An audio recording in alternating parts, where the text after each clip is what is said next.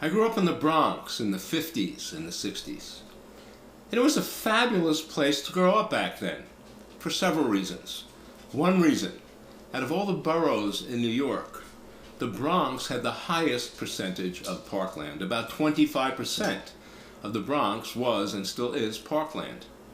But what made it a really special place to grow up, the place where I grew up, the area around my neighborhood, it was like a bunch of little European villages.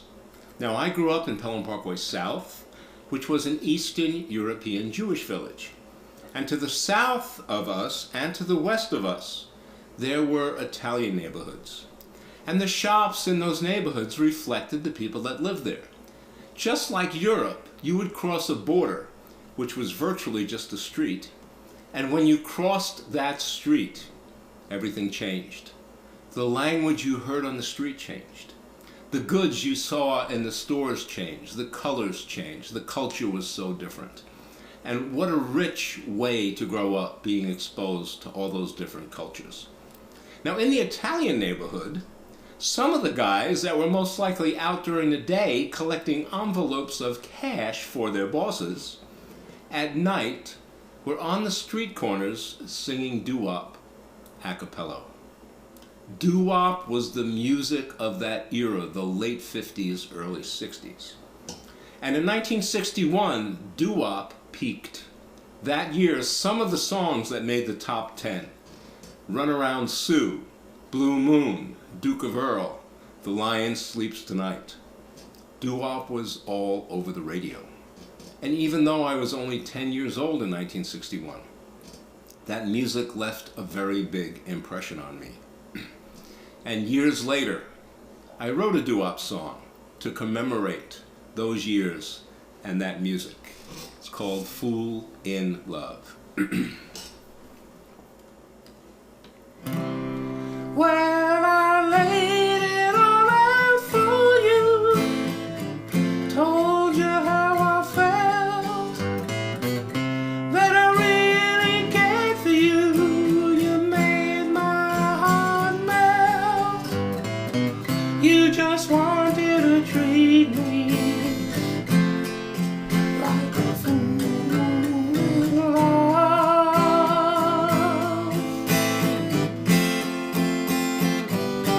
I said you just wanted to treat me like a fool in love.